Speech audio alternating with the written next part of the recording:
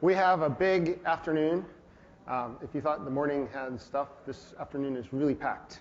So I want to get started right at 1 right now. Thank you for coming for this session. We're going to talk about being smarter at marketing. I think a lot of us jumped in as programmers and thought, I know how to do this. And that marketing stuff was something somebody else could easily do. And I remember the marketing person at a company where I once worked saying, marketing is something that everybody thinks they can do. And I didn't understand what he meant until I got to the point of having to market a thing like a conference and just seeing how hard it is to get out and get people's attentions and to communicate with them. So back into the app space, we have 2 speakers today. Tan Tmagratsat is with Velti. He was originally with MobClicks, and they appeared in 2008 as an ad network on iOS. And I first met them when Megan Berry would come from the MobClicks office in Palo Alto to our iOS meetups with a big group, and she would say, hey, did you know you could make money in your apps by running ads? And we all said, yeah, but we didn't see how big a business that was going to be. So Tan is going to talk about the app market in general, not just advertising and ads and how you can make money with that, but about what platforms are out there and how iOS fits into that. So Tan, would you come on up? If you want. Thank you. Thank you. Can you guys hear me? Perfect. Thank you very much, Tim. Yes, I think it's actually a magnificent marketing feat to get people here on what should be a holiday for most of us, as well as on Inauguration Day. And now I have the unique pleasure and opportunity of grabbing your attention after that huge lunch that we just had in those lunch boxes. But I'm really going to speak to you guys today about the basics and really going back and talking about the app market and the app ecosystem and really discussing how did we get here today and why are we thinking about marketing for apps and what should we be thinking about moving forward. But first and foremost, mobility will change humanity. And what do I mean by this? Well, if we really take a step back and look at the ecosystem today, there's about 7 billion people on the earth, and roughly 1.5 of them are connected via desktop web, and 5 billion are connected through mobile devices today. How did we get here? That's a very significant number. Well, back in 2007, lo and behold, the introduction of the iPhone. Everything was easy. There was just one iPhone that we all had to worry about. Fast forward to the next year. It was still very much an Apple world, but we were starting to see signs of Android popping up with Android 1.0. And then slowly, 2 years later, in 2009, we start to see some winds of change with Android and a lot more players popping up. iPhone introducing the 3GS. And then the iPad hit, but so did Android. And the market got even more fragmented in the Android marketplace. And iPhone was still there, still holding its position in the marketplace. And where are we today? Well, mobile has surpassed shipments of desktop in 2010, and we are an even more fragmented marketplace. The chaos that is mobile, the fragmentation between platforms and devices, with Apple still at the bottom and still maintaining its continuity throughout this entire ecosystem. So that's how we came to 5 billion people in terms of devices. If we look over the years, the growth drivers for computing over time, since 1960, the velocity of this has grown exponentially with the introduction of the mobile internet. Like most of you, as well as myself, some interesting stats. More than half of adults use mobile devices in stores to figure out what they want to purchase. Over 60% of connected TV households use TV apps at least once per week. I know that's a lot more for me. So what else does this mean? Well, in 2011, the average usage time on mobile phones surpassed the web to 81 minutes compared to 74 minutes. So not only have we outsold desktops, but now people are spending more time on mobile devices, something which we are all very well aware of. What else does that mean? Well, the velocity and projected velocity of monetization through apps is quite huge. The opportunity is there, with the majority of it being fed by free apps, but also at the top, there are paid apps as well. Hopefully by 2013, or this year, it's supposed to top $37.5 billion. So mobile obviously is going to impact spending in all walks of life. Whether you think about what we look up for insurance, healthcare, finding plane tickets, figuring out where to stay if you're from out of town, etc., etc., etc. Mobile is going to help you figure out how you want to spend your money. So let's get into the complexity of mobile between feature phones and smartphones and the market share that each platform has. This is the estimated total market share back in 2011. As you can see, not a lot of dominant players, a lot of fragmentation. Let's also talk about the globalness of smartphones versus feature phones. While market share in North America is a lot higher in terms of smartphone usage, the actual numbers in Asia and the European markets are higher, and hence the opportunity is much higher as well. So if we look at market share also by OEM versus platform, we'll see that Android does have a majority of the market, as a lot of people would say. And I read this a lot in many different publications on a daily basis, but what does that really mean? That's not necessarily telling the whole story. Because at the end of the day, tailored value chain leads to hypergrowth. The two largest players in terms of OEMs are Apple and Samsung. Apple's still retaining a lot of the value chain and still making most of the money today. While Android may have more of the market share, the revenue is all going towards Apple. So let's make this even more complex. What about HTML5? What about HTML5 indeed? I'm not going to read through all of these, but this is where we are with it, essentially. Apple looking to move away from Flash. Google and Facebook very much looking to develop and build their own full marketplaces. If we're already fragmented in terms of OS, we're even more fragmented in terms of HTML5 development. So let's talk about that a little bit more. HTML5 is a great technology, but it is lacking some key ingredients, which is why it can't currently compete with iOS and the growing Android platform. It definitely solves fragmentation in a big way, but the three things it really doesn't help us address are monetization, distribution, and retailing. Discoverability is probably one of the biggest issues we have in the app marketplace today.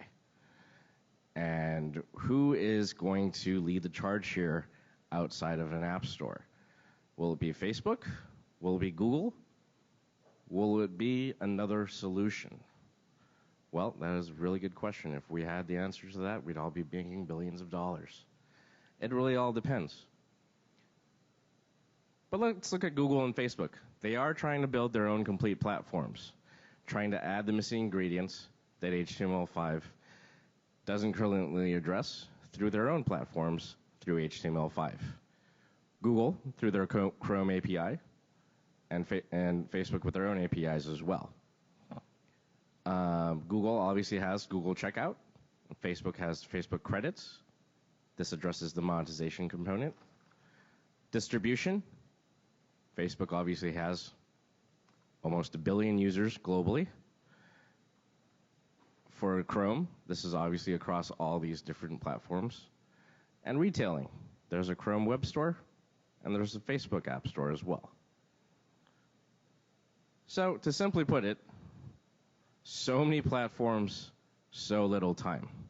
Obviously, with Apple and now the growing Android marketplace at the core, what are we to do? You guys face a real challenge in understanding which apps you should make for which platforms. Apple's gold rush shows no sign of slowing down.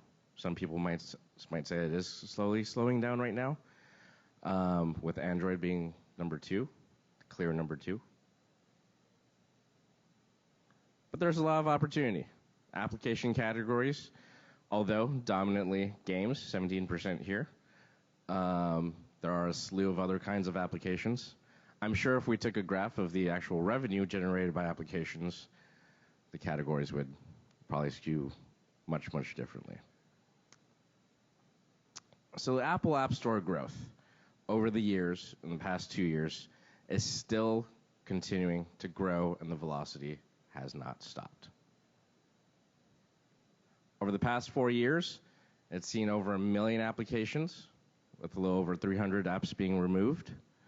And we're noticing that it doesn't matter if you're just in the US. In fact, 26% of free downloads come from the US.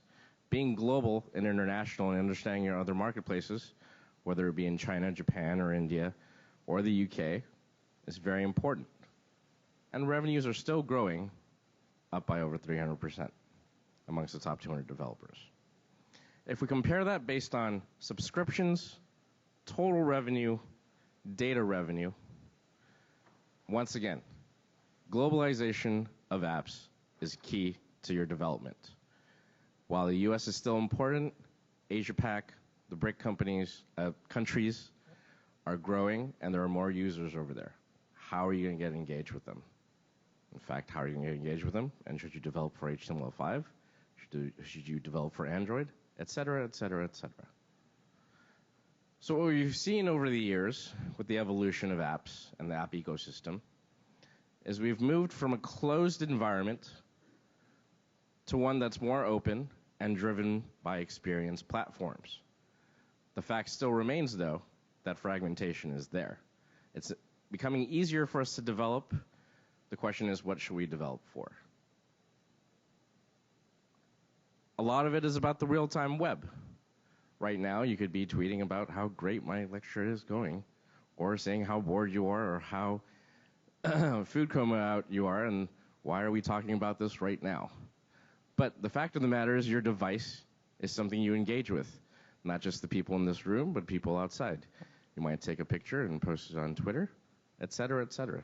It's combining a lot of things together. The other things to understand and realize about app development, obviously, is usage. I'm sure all of you as developers have a key target audience.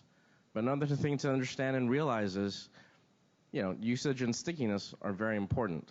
On the higher end spectrum of this, obviously, are the tasks that we engage in all the time, whether it be email, voice messaging, browsing, social networking on the high end, and then much less so maybe for video or news or VoIP. But once again, these are all opportunities and challenges of what you want to decide to get into.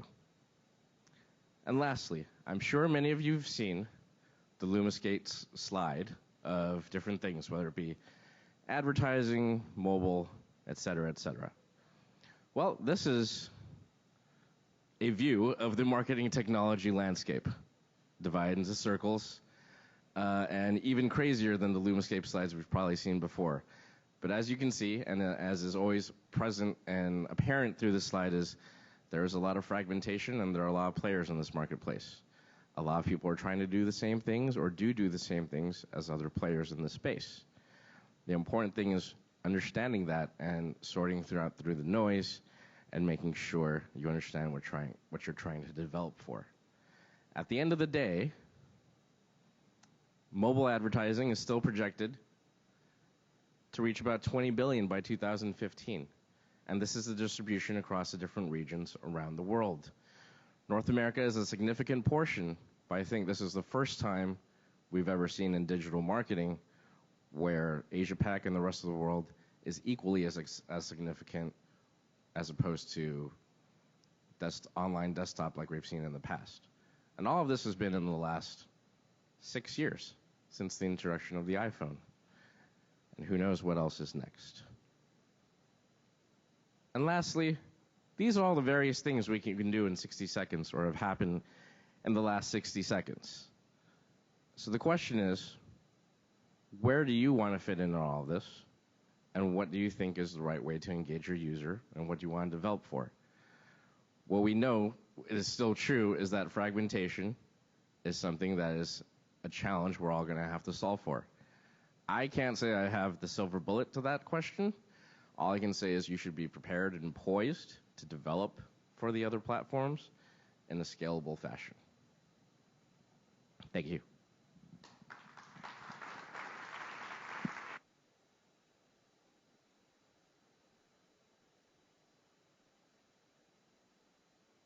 So please tweet your questions, and also, I won't do that again, sorry. I'll start. So Dan, what is your perspective on Windows Mobile and Windows 8? Windows Mobile and Windows 8. I think a clear theme, which I probably should have also mentioned in my slides, is there's sort of three things a lot of people always ask me. Is it important to be the first, the best, or the biggest? Obviously, we all want to be the best, but there is value in being the first. And I think with a new platform like Windows 8, there's a lot of opportunity for us to develop and really have a foothold in something new that doesn't currently exist. Now, whether that's viable and how sticky that holds really will depend on what is developed and how that platform is. So I'd say there's value in it, and it's definitely something new and interesting. I think the question still remains, or the challenges are still there, are that developing for Windows, sorry, so used to saying iOS, is still going to be a challenge that we're going to have to solve for. And if you have the resources for it, or if you have a simple way to develop for all platforms equally, by all means, go ahead and do it. Or if you want to put your eggs more so in the Windows basket, definitely do that as well. Because if you're the best and the first in Windows, then you're definitely going to grow. Okay, thanks. How many people have been asked to write HTML5 apps? How many are writing HTML5 apps? Are you seeing? Well, okay, a few. Are you seeing the kinds of fragmentation that Dan was discussing? Any comments on that? Okay. Well, what let's do is bring Kat Gordon up, and we can come back to more questions. So I first met Kat through a person that works with Brenda Chapman. And when I was getting connected to Brenda, the person who was helping me said, "Oh, you should really meet Kat Gordon." So I looked her up on Twitter, and her Twitter profile said, "Answering Freud's age-old question, what do women want? One tweet, post, and speaking engagement at a time. Hint, more than anyone, guys should follow me." And what she's talking about is Maternal Instinct, which is a company that she has to help people understand how to market to the majority of buyers in the world. She's also been organizing a conference, which she ran for the first time in October, called 3%, and it has to do with the women who are in product marketing. And that's a number that I guess will change over time, but currently it's 3%. So I asked Kat to talk with us about how to market our apps more intelligently based on her background in marketing. So I'm going to bring her up, and we should be able to switch. And I'll hand this over to Kat. So join me in welcoming Kat Gordon. And I'll turn you on. Here you go. Thanks. Can you guys hear me? Okay, great. As Tim said, I'm a creative director. My background's in advertising. So I've helped write some apps, but I know that means something different to me than it does to you, meaning I've provided the user content within apps, screen by screen. I've helped market apps for clients. And Excuse me just a moment. Let's just do a switch here. okay. Oh, I see. One thing that Tan just said that I want to echo is he talked about the discoverability of apps being the biggest challenge. And I could not agree more. I actually wrote a blog post last year called, "Are You Choicing Customers Away?" And it was referencing a test. Maybe some of you read about the jam manufacturer. They did a test in grocery stores where they brought in these jams and they set up a little sampling table within a grocery store. I think it was a Whole Foods. And they had 6 flavors that customers could try. And with the 6 flavors, 30% of the people who stopped to sample it bought some. Then they came back the next week, same store. They controlled all the variables, but they had 24 flavors of jam. And guess what happened? Almost no one bought any because there was too much they had to evaluate. So they just, rather than make a choice, they made a choice not to buy anything. So I really feel the pain for all of you because it's such a crowded marketplace. And the App Store, I think, is in real need of some searchability optimization. It's so hard to find things, even if you kind of know what you're looking for. So I'm going to try today to answer some questions for you guys about what you can do to put your best foot forward within the constraints of what exists in the App Store. So the first lesson is a lot of people don't think about marketing until they get to market. And what I really want to encourage all of you to do is at the earliest stage of your development, when you're thinking about what you're building, is to think about marketing and not wait until you have to actually do the marketing. And what that might be is to start to think about everything from the name of your company, the branding of it, the keywords you're going to use so that customers can find you, what else is in the competitive landscape so that you can stand apart. And you might even think about down the line, if this is the first in a series of apps, you want to create a naming convention where that original app name can start to have some equity with your subsequent releases. And so many people don't do that, and then they have this name they've fallen in love with, and they've branded, and they've done all this investment in it, and it doesn't have legs, or it's not going to bring them anywhere. So think early and often about that. And then the last bullet on here, who is your audience? I don't know if any of you saw in The Atlantic back in June, there was an article, and the title of the article was, "Sorry, Young Man, You're Not the Most Important Demographic in Tech."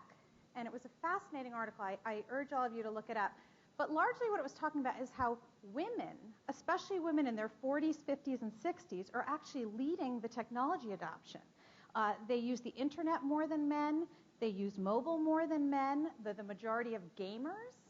And if you think about those slides that Tan just showed about where app development is going, and if you saw those categories like entertainment and gaming, those women are your customers if you're developing within that space. So don't assume that you're always developing for men or young men. So really keep your ear to the ground about who's consuming within those categories. Lesson number 2 is don't skimp. I really think it's worth it to pay for design talent. So much in the App Store comes down to that little tiny icon. And it almost becomes like fashion, where some icons just capture your attention more than others. So that's your business card. And for you to just not really try to optimize that presence is foolish. And so this is an example of, if you have a limited budget, I would say it's absolutely worth it to hire a designer that's going to create something so compelling and arresting that it's going to get attention. Similarly, copy. It's funny, you have so few words in the App Store and so few characters. I mean, it becomes really, really small how much you can say about your app. And there's a story that I love to tell about in an ad agency about a copywriter that had to quickly put together some copy and left it on the creative director's chair with a note that said, "I'm sorry, if I had more time, I would have made the copy shorter." And what that means is that it's actually harder to make something concise than it is to wax and wax on. And this is an example where brevity, when you only have a very few sentences to explain something, you want to make sure you've hired someone that's extremely gifted with language to make sure you're putting your best foot forward. And I had a conversation last year with a new client, and it was so interesting what he said. He said, I've been looking over our website and all of our materials, and everything is correct. Everything is right, so I'm not sure that we really need to hire a copywriter. And what I said to him was, everything you have said is accurate, but not compelling. It's text, it's not copy. And it's really important to understand the difference. Just because what you're saying about your app is correct or accurate doesn't mean it's going to get somebody's attention or motivate them to do something. So again, you want to hire somebody that can talk and use language that's going to make people fall in love with your application and want to buy it and evangelize it. And then lastly, capture some really beautiful images of your app. And another thing, I think what's tricky with that first slide I showed you about think about marketing before you're done, so many times it's like, well, it's not finished, or it doesn't look the way it's really going to look, or we think it'll be able to do this. And really what you're trying to do is to quickly and early tell people the promise of what your app is going to do. And don't get so tied up in the accuracy of every screenshot, but make them look really, really, again, eye candy, arresting, interesting. People are going to want to engage with you. Lesson number 3 is to think vertically. And I've seen this a lot, that people want to go where the big fish are, but sometimes it's much smarter to figure out how to market to one segment of a consumer population with real specificity.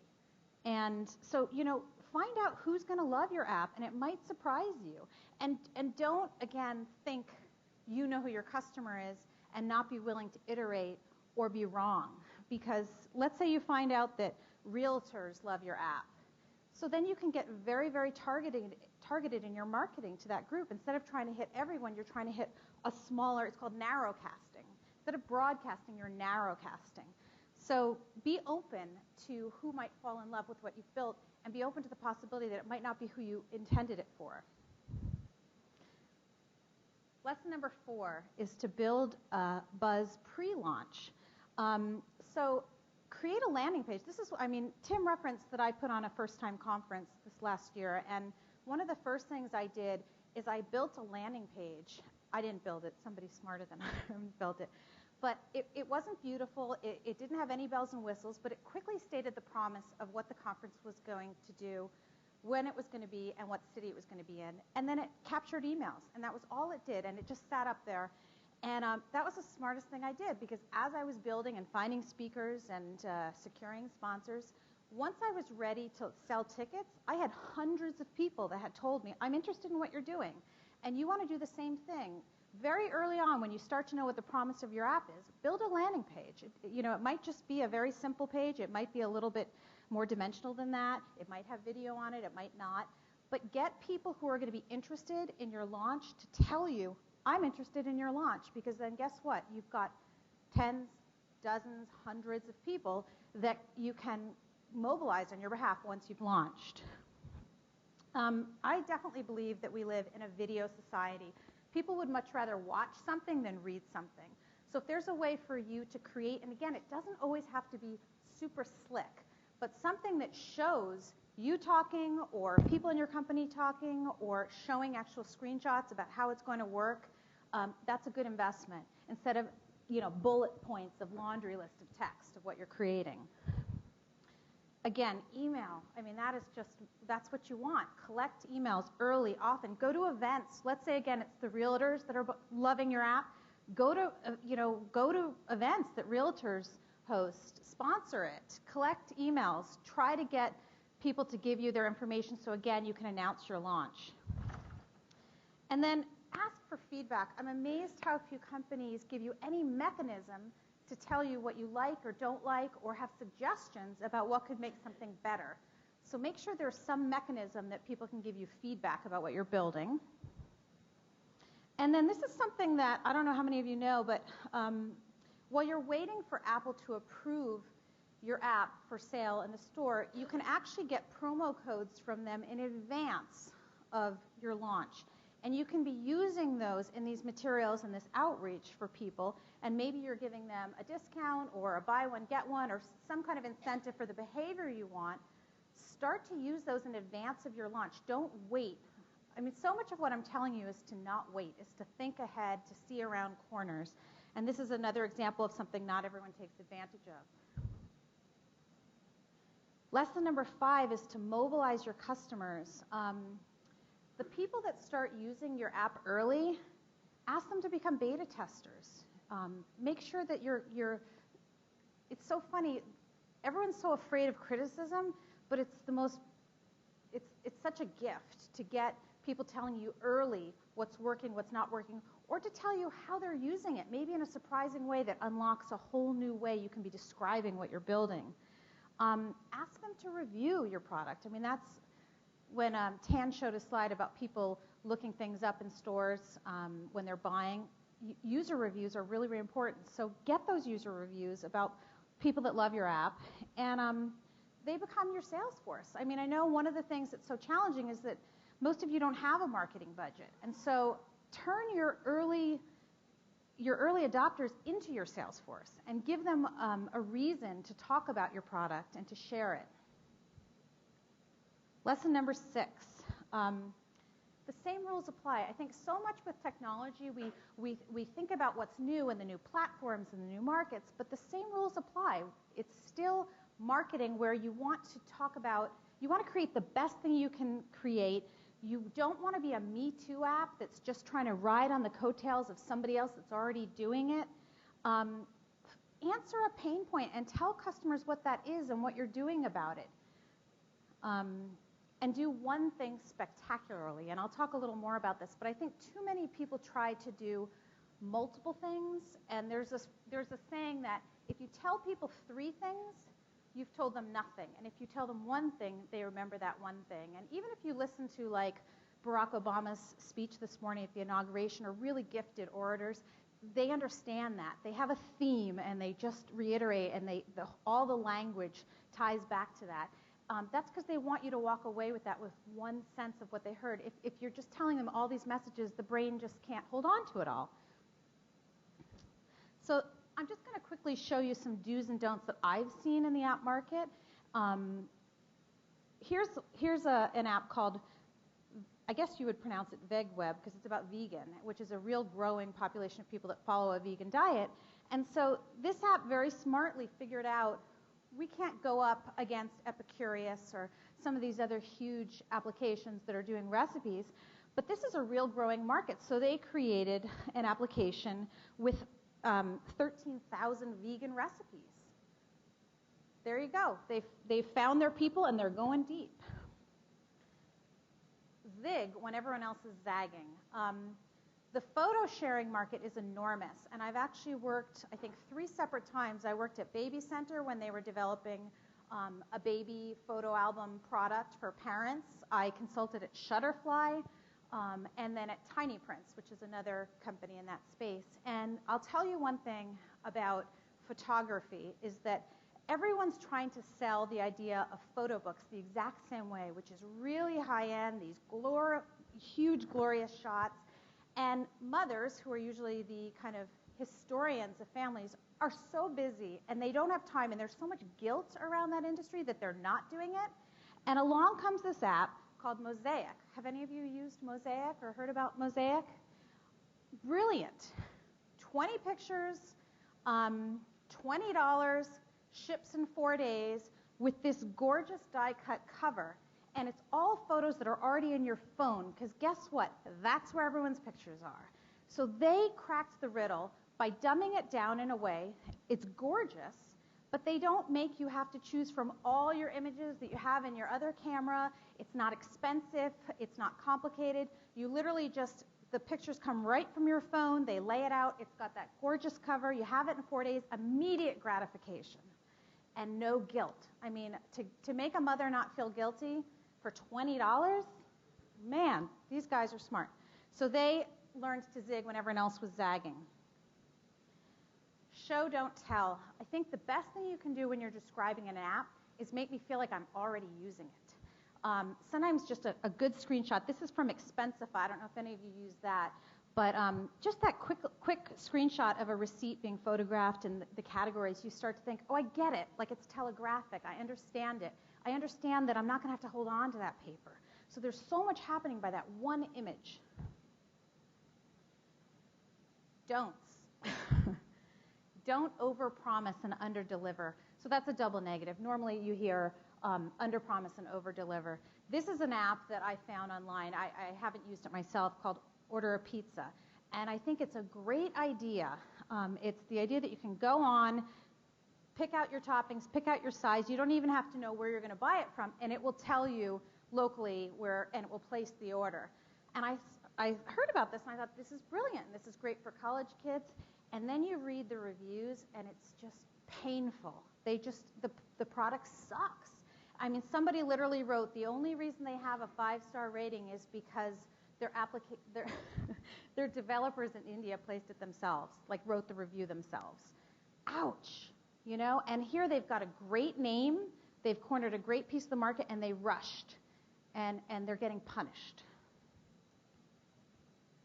Don't hide your true intent. Have any of you guys heard about Snapchat? Okay. Snapchat, what it does is you can text something to somebody and it will self-destruct within 5 to 10 seconds. You can say how quickly.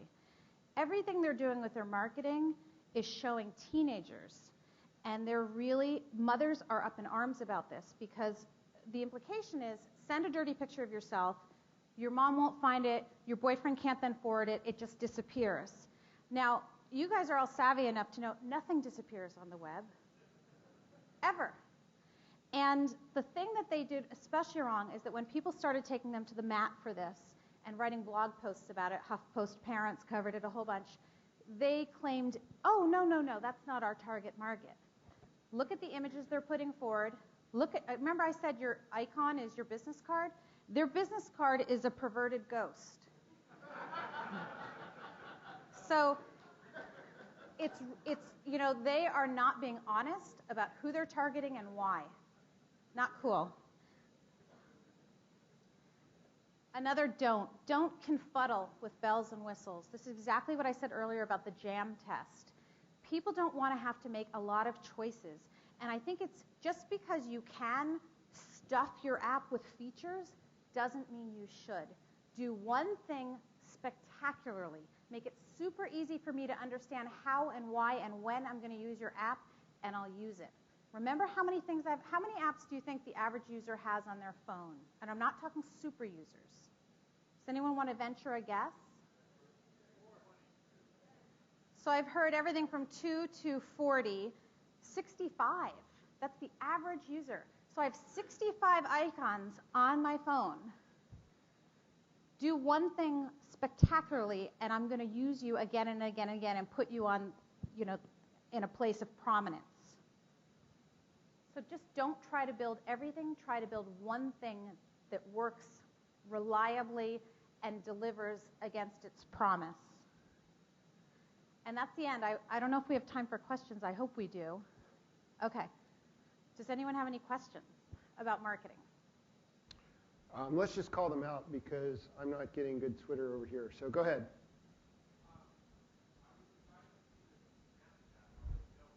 Yes.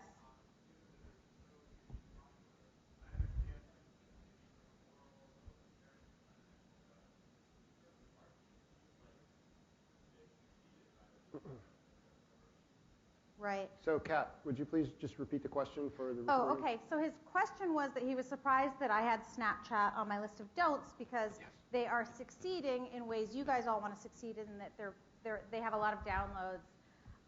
The reason I put them on my don't is that they're not being honest about who their market is, and so I think they could have been much smarter about it, and there still could be a market for what they're creating where they're not showing really young kids, teenagers. That's always a don't. I mean, yes, they might be successful in terms of they've made some money, but they're not now a trusted brand, and they've made a lot of people angry with them. And I don't even know if there could be implications down the line for them where their product, where things get pulled because of, who they're targeting. So you just have to be careful. I just wanted to piggyback on your point, which is you also want to consider the quality of the user.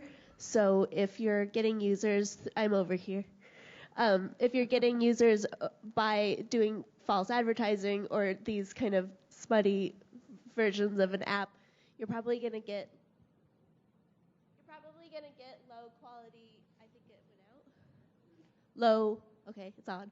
I think you'll get low quality users that won't sustain your brand or won't be with you for very long.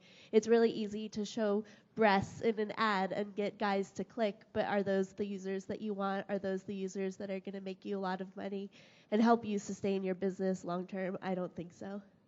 Right, and I don't know if they've already been asked what they're doing with those images.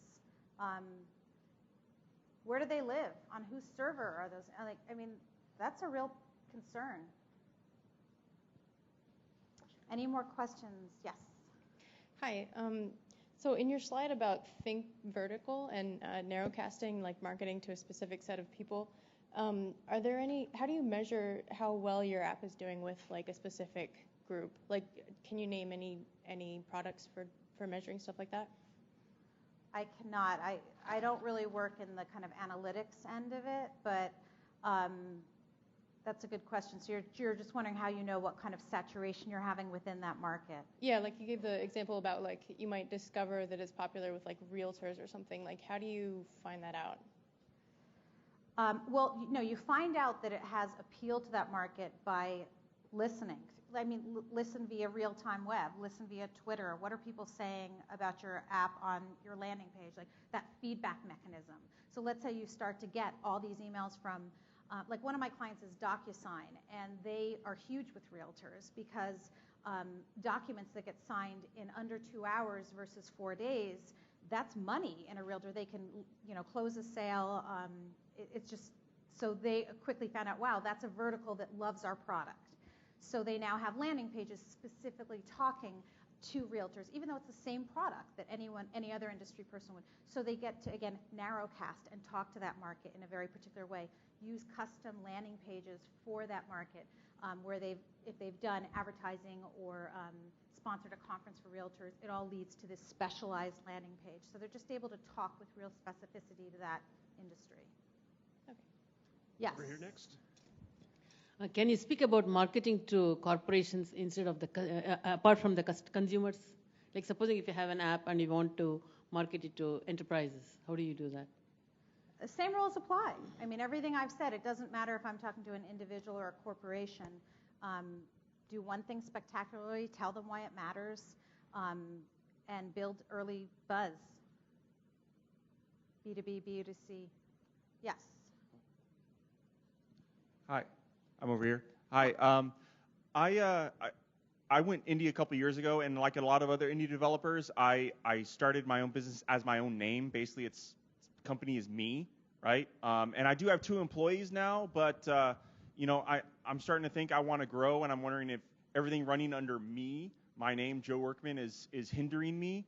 And do you think that's a bad thing? And like, how do I go about transitioning and making it nice for my customers to know that, yeah, it's not just me anymore, we're now ABC Software or something like that? So are the applications, do they have their own names independent of you? Yes. So my apps are all on my website, joeworkman.net, right? And I have various apps. They don't have my name on the apps, and the customers know me. So would it be confusing to customers or to the market to just all of a sudden say, yeah, everyone, I'm now ABC Software, and all the apps are now under this umbrella? Right. So what you're talking about is kind of the parent company entity? Yeah.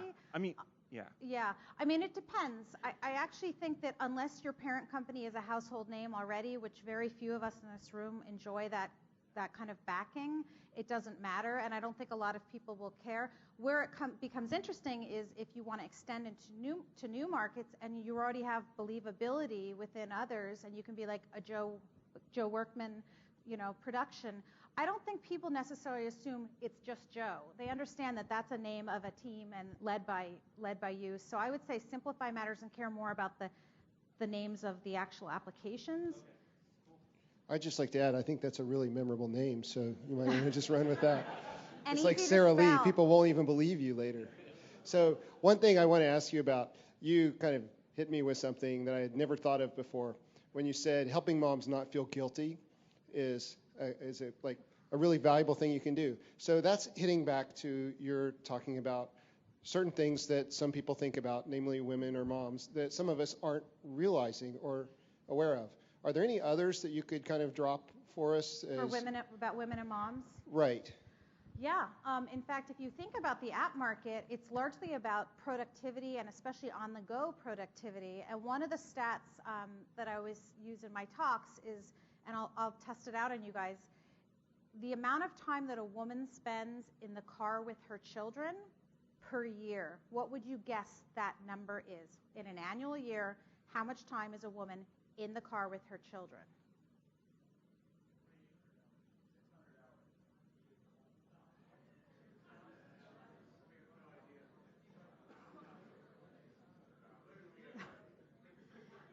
It's 17 days out of a calendar year. I mean, obviously, it aggregates. But if you think about, for those of you who are parents, and things are actually changing in that front too, where dads are really picking up the slack a lot, which is awesome. But women have a lot of time where they're waiting to pick somebody up from something, or they're bringing someone, and they just kind of hang out while the violin lesson's going on. That's a great time when they're on their phone, and they're trying to get stuff done. The to-do list is happening in between these other to-do items. So that's one thing about women. Also, I think a lot of people assume that women are not working when they have children, and that's another thing that's not true. If you take out of the equation people that have infants, that means a child in the first year of its life, 72% of women are in the workforce irregardless of whether or not they have children. So if a woman has a child that's 1 to 18, she's just as likely to be working as a woman that either has grown children or doesn't have children. So don't imagine that she's always home with her children. She's likely working and raising children at the same time. So again, she needs a lot of that help, and that's where apps come to the rescue. Yes? Of women? Yeah. Oh, she was asking about the purchasing power of women. The whole reason I organized the 3% conference, which Tim referenced, was that in my field, in advertising, only 3% of creative directors are women, and that's the job I do. And the reason it matters is because of that exact figure. If you look at who's doing the buying in the marketplace, it's largely women. Even now that men are reporting that they are more likely to be the grocery shopper than ever before, there's a new term called the foraging fathers. And what they're doing is they've been given a very, very specific list of exactly what to buy. So they're not necessarily trying new brands, introducing the household to new brands. They're literally runners that are going out and getting, which is awesome. But again, if you want to know who's saying, women do all the social checking. They're the ones that decide which car you're going to test drive, which destination you're going to consider for your vacation. So women actually control the lion's share of spending in every single category in the consumer marketplace with the exception of 3. And I think it's online auctions, music, and computer hardware. There's only 3 categories where men outspend women or have a bigger influence. So it's really, really important to keep your eye on the influence of the female consumer. Hey, Kat. Yes. Hey, Jason Berland here. Is that me? Anyway, I'll have you know that I'm my kid's personal chauffeur, so I represent the 17 hours. But not taking anything away from the moms. You guys are great. Anyway, I really enjoyed your presentation, and I hope you share your slides. Sure. But I wanted to also ask a question about your slide about niche markets and, being the bigger fish in the smaller pond. I'm pretty new to the whole app development community, but I've noticed in the meetups that a lot of the VCs will drill into app developers' heads that oh, great product, but it seems kind of like a niche app, and we're not sure, if we want to invest, X amount of dollars. Now, in a niche app, we'd rather go after the broader market. Did DocuSign, using that as an example, did they start going after the real estate market, or did they eventually pivot and say, hey, there seems to be widespread adaptation among this market? So DocuSign did exactly what I said. They built one product that did something spectacularly well, and they also had support for tons and tons of languages. So the whole globalization thing they had baked in. And I think that the verticals that have glommed onto DocuSign and enjoyed it just presented themselves. It's like anyone that cares about advertising. I tell everyone I know you should be using DocuSign, because if you work in an advertising agency, you're waiting for someone to sign off on your creative brief, your project estimate, your freelance approval to hire freelancers. There's a million things that you're waiting on before you can have a kickoff. And so to get that signed quickly is smart. In terms of VCs, I think you're talking a lot bigger than maybe some people in here are thinking about. And VCs, it's not even in the application world. There are a lot of VCs that won't touch anything where they can't get a return of a huge figure within a short amount of time. I don't think that doesn't mean that it couldn't be a profitable market for you. It just might be that they're not the right funding source for you. All right, thanks. We're going to have to stop so right. we can keep moving. Next session is going to be apps for everyone, and we're going to start that one promptly at 2.